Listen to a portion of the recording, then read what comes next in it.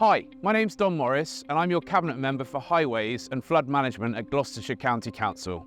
Every year we spend more than £2.1 million on flood prevention and highway drainage across Gloucestershire. Climate change is increasing the risk of flooding, but we're committed to greener Gloucestershire and we're investing in flooding resilience. Here in Cheltenham, large water storage areas are being created in these fields to help protect residents. These areas can store almost 25,000 cubic metres of water. That's more than enough to fill 6 Olympic-sized swimming pools, and it helps to reduce flood risks for 179 properties. What we're looking at here is an attenuation basin. This was built in the wake of the 2007 flooding, and we at Gloucestershire County Council wanted to find a way to try and manage that flooding. And what this scheme actually does here is the watercourse flows down into the town. What we do is take water out of that stream in times of flood when it gets to a certain level, feed it underground into this attenuation basin, which will slowly fill up and discharge the water into the bypass channel. So when the river's running at spate, when it's at high level, this will effectively balance that level and make sure that the water going back into the watercourse is at a rate where it's not going to cause flooding downstream.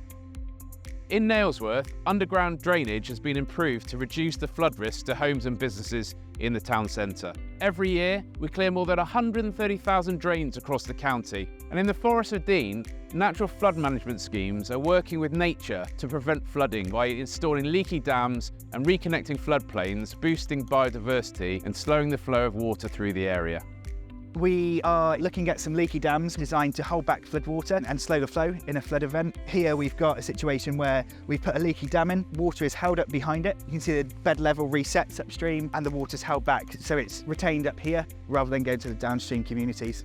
The principles of NFM is it's many interventions, and often people might look at that and think, what's that going to do for flood risk? On its own, nothing. But because we're putting so many interventions in across the catchment, we're going to store so much water in the upper bit before it affects the downstream community.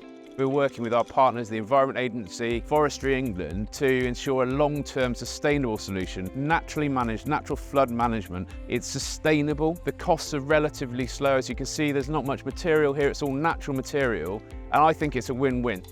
We're all deeply passionate about community resilience, we're deeply passionate about climate change, and we're deeply passionate about doing what we can do to build those communities' resilience to a changing climate. And we want to do that in a way that we work with nature, not against it. We want to not just increase climate resilience, but increase biodiversity. And it's something we're all very proud of.